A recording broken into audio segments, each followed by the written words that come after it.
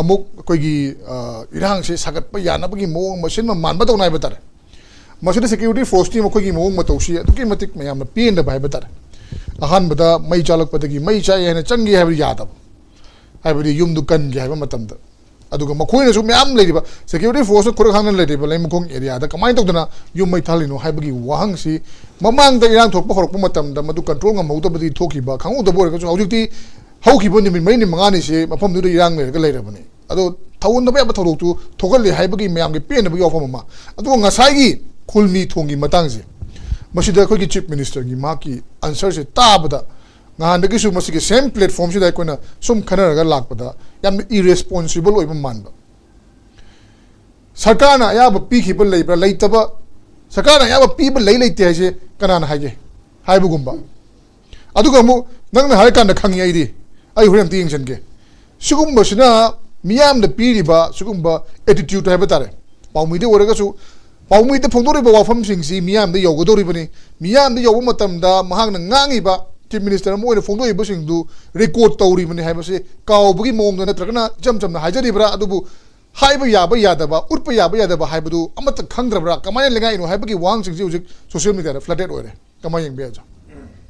kogi question je ani ni ahan bada hangba asina kanto saval gi si maniko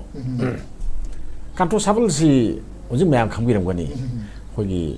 laima khong si akoina mayam na khangi si misam mayam ama lei basi oina udi akoina ubada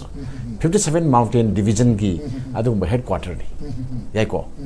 adum lanmi gi akogi moi aktani lei singse ayam badi ko moina adu moina lei se kamaina lei no haisi hujikti question ma akoina sum tawre ko magi akoi bada lei ba maga lei minari ba haitare ko leminna ba si leminna ba ni moi ga dum sa khoi saminna ta thaminna na dum nongar ga dum leminna ba kangu ne ba mo sinatra leminna ba kangu siga moi ga leinari ba mari sina karam bano aduga moi ga adu thorpa thodok wathok mayam jing si madu crime jing si control tawna na ba kamai moi na kai thodang lor ga ba poram lai moi di hai ni khoi thong na ti hai kane sinatra moi thong na ti hai kane adu di moi gi adu dagi adu da bom kapchal ga di moi mathau ga da oiro dram ding na se ding na se ba ko si pot ama lai aduna adudi hoji akoina mu lakta gadi madugi irang mayam moigi army mayam ama leiriba mi lising da leiriba mafam duda aduma pam da thodok thokpa thingna bagi damakta police amu police station ama thambagi tangai phadaba mu leibra sini ko adu gadi moi si swai da thamdai chokpudi mirak ta le chokpudi kra wai dom lei patra si wangji lai ko ai chung khali ni adu wargadi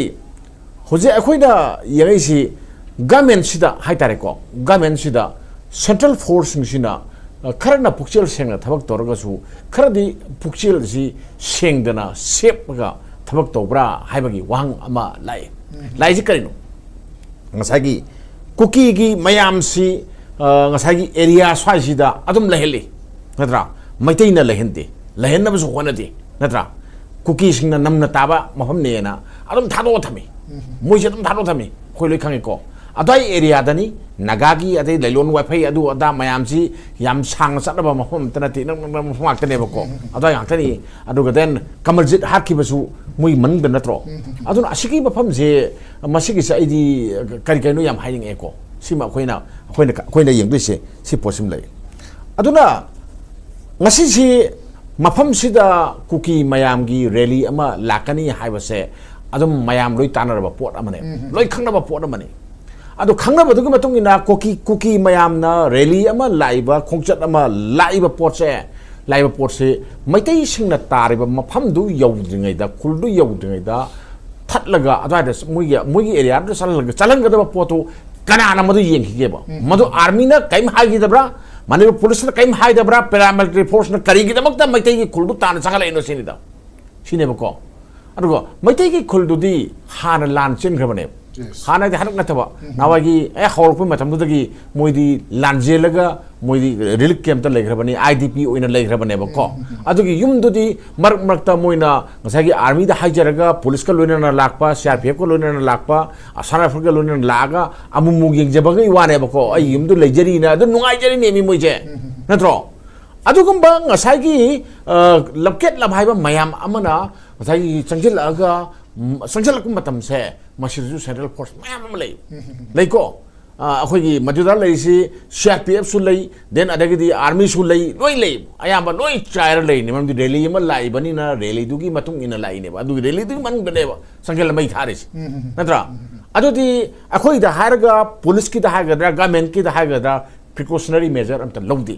ꯅꯠꯇ꯭ꯔꯣ intelligence fail ꯅꯠꯇ꯭ꯔꯥ ꯑꯗꯨꯒ then ꯀꯃꯥꯏꯅ ꯇꯧꯅ ꯊꯣꯛꯂꯣꯏꯗꯒꯦꯁꯦ ꯃꯣꯏ ꯑꯗꯨ ꯈꯪꯍꯧꯗꯦ ꯅꯠꯇ꯭ꯔꯣ ꯑꯗꯨꯒꯗꯤ ꯀꯗꯥꯏꯗꯅ ꯁꯣꯏꯔꯤꯁꯦ ꯒꯃꯦꯟꯅ ꯁꯣꯏꯔꯤꯔꯥ ꯄꯦꯔꯥꯃꯤꯂꯤꯇꯔꯤ ꯐꯣꯔꯁꯅ ꯁꯣꯏꯔꯤꯔꯥ ꯄꯨꯂꯤꯁꯅ ꯁꯣꯏꯔꯥ ꯍꯥꯏꯕ ꯄꯣꯠ ꯑꯃ ꯂꯥꯛꯇ꯭ꯔꯥ ꯂꯥꯏꯀꯣꯁꯦ ꯁꯤꯅꯤ ꯑꯗꯣ ꯁꯤ ꯑꯣꯏꯔꯒꯗꯤ ꯑꯩꯈꯣꯏꯅ ꯑꯃꯨꯛ ꯍꯪꯅꯤꯡꯉꯦ ꯃꯅꯤꯄꯨꯔꯁꯤ ꯑꯅꯗꯔ PR ꯑꯃ ꯇꯧꯕ ꯄꯥꯝꯕ ꯀꯥꯡꯕꯨ ꯑꯃ ꯌꯥꯎꯕ꯭ꯔꯥ ꯁꯤꯅꯤꯀꯣ ꯑꯗꯨꯒ ꯅꯝꯕꯔ 2ꯗ इलेक्शन से तौदनब होनब कांगो यावब्रा हंगे आदर हंगैनि होइजेको सिमसु लेबे अदगिदि कुकी से कनानो होजति कुकी से मै यामना सेंगना मयाम से लोइ खंगनरे होजति को हानदि अखोइ सि लेमिनरकपनि अखोइ हुंदोना या पोंतेन हाइनर मदुदा मोसि का हेजन मनग्रे को मोसि याम हेजले हेजलकपदा मैरो हेजन बाइदुनि को तौरिसे मीना युमदुना कैम हाइब सुनत्रब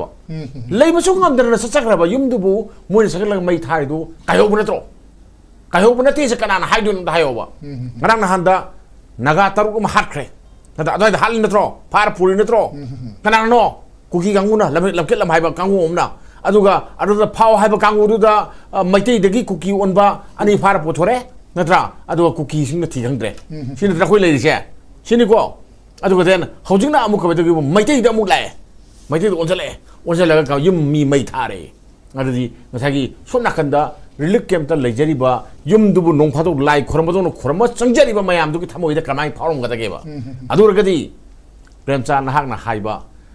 मसी इरांगसी थोंगनाबा थवैना तौब्रा हाइबा पोट अमा लायदनको सुम इरांगसी लेननबगी अदुना कुकी सिंगसिना मणिपुरदा इरांगसी लोइबा खंबन नाइदबा इरांग अमा मोइना पामी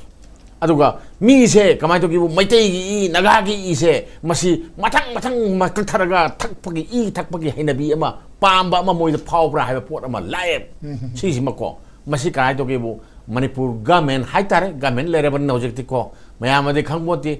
करंबा गवर्नमेंट नोदुदि मयामना खंगना पोतमना गवर्नमेंट अम लेरेबन गवर्नमेंट की पोट अमा तारे होजतिको अदना मसीगी पोटसे गवर्नमेंटना मागी असोइबनेना लौगदबनि मरमदि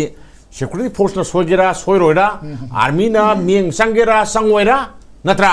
asoi base gamena logudabani aidi yaragadi khugi sum matamda MLA mayam haitar ko BJP ki MLA mayam singse MLA mayam singsi aswai ta thoga dharna ga tawba phabran khali asana pakero da mui army ke mamang du da ko noin tawrisi kaino nam ta kem tawbiyo ba MLA ga kauro noi mayam boss mayane ko noi kauro noi tawsi amti yengo नोगी नमाइसी येंगा voter न करी खलंग मदगेदो खनबियो सिमा या खन हाइनिंगे बको SIM लोरे मतमजि लेदो मानदे अतोबम लासी ngसागी थोंग अमा अखोगी संगाखरे याको संगाखरे ngang संगाखरे हानगी अखोइना येंगबदा सेरोगी दुगी हाइजलगा अमा थोंग अमा सानेन तोरमिदना अदुगा मेना थिंगी सुमिको थिंगी अदुगी थोंगदुदी करी हाइतारे लेगिद्रे लेगिद्रे मोइना खा सारम बसक मयामदसु लोइनमक कनुना होइ सिंग साउना ताउना थुगाइग्रे अमता उजि ममी तमगिद्रे को अदगी खर संजलगा ओरमगनेना खली हैना खनबदा आइना फमदुदी खंदि खंदि सत्सत्रे मफमसी मोइना हाइबदा सुसानपुरगी अखोगी सिंहियु हाब्रा कैनो विलेज अमा हाइ अदुगा सान्तेलगिना वालखु विलेज हाइ अनिसि समनगदोइनी नत्रा समनबसी अखोगी मणिपुर रिवर से कनो मतमददी अखोगी निमदागुमददी इसिंग याम थिएना चेनबनिना अदुम तोंग तोंग तौबु याइको अदुगा कनोददी अखोगी इसिंग चाव मतमददी लांना फाना ngamba कनो नतेबको तुरे नतेबसे सिमले अदुना सिलाकादा पुलिस स्टेशन अनि नि सादेल की पुलिस स्टेशन अमगा अदुगा देन अखोगी कनोगी संगाई कोर्ट की पुलिस स्टेशन सिगा सुमना कनो सादेल की दना सपी कारोंग पुलिस स्टेशन नि अनि जि फाउंडर रखदोइने बको सिनी अदा अदुक चावबा लुपा क्रोर अनिगा लाख निफु संगिबा थोंग अदुगा थोंग दुसु उना साबसु नतव को मपाक योटना फाजना quality control तौरगा सारिबा थोंग नत्रा अदुदा गमेना खंगदबा होंगदेदा खंगमगनी अखोइ मसेनसे नुसिनरोय अखोइ मसेनसे फुनरकनी गमेंट असोइबा लेरमगनी Anna हाइदब्रा 하이닝더브라 아마 떠브라 시네 칼리시네고 샌들 가면은 더이나 산만이 강디 그이노 아마 레랑만이나 칼리 아두기 암성바 paisa도부 뭐이나 카이네나 까이 사도이노 너들어 시포시마 아이원다 파워요 아도 ngasi chief minister na haibado akhoi su tai bako mana haibasi permission na hangbasi da sumaina thong ama lainga ki ayaba amta yaudana thong ama sai si akhoi sanga gre si kamai to bono hangbani paumi amna hangbasi da mana haisi phat ungkala haibani noi luna yati si kanana noi da haige sini ma hangesi adu gadi akhoi da singnabam leiri government ayaba PPD se kana haige sineba adu gadi singnabam leiri adu di masi amukso ahan bata kai malam ge kanda masi su government ayaba piraga government sen hapaga sab male number 1 number 2 da phat lai khalaga mana adu gi paw do noi na ngasi uji har kan si da ai tai sine haire ne ko adu gadi akhoi gi wahangi pakumse aremba manghal se kaim khalu no adom just di miyam na tawda bani akhoi gi thawni natra akhoi di lore paumi akhoi di lore natra hangi disu adom pai ar khummi disu akhoi gi oina di pai magi di mangja bra tong jabra di masana khanjar ga lore simle aduna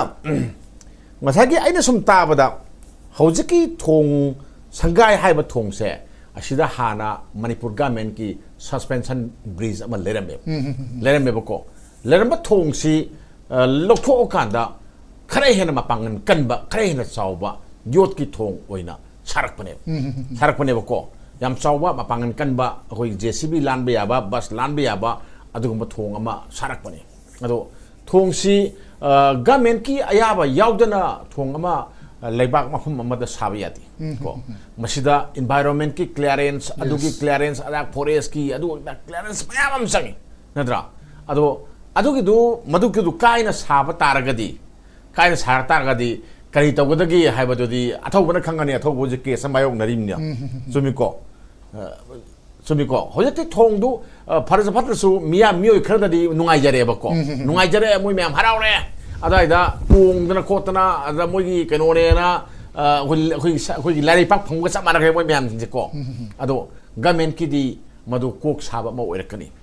fajana niyom chumna hayo madu khoi khangi lona yabani natra akhoi khangdi lona yadabani ar khangdi haragadi thuegadra okay manggadra hayo pora ma government na phire lam tongtra lom tongtra si lakhini si pose tumina tongna roe ko adu government na madu matang da ming sangba sumrai na ai sai thamjaki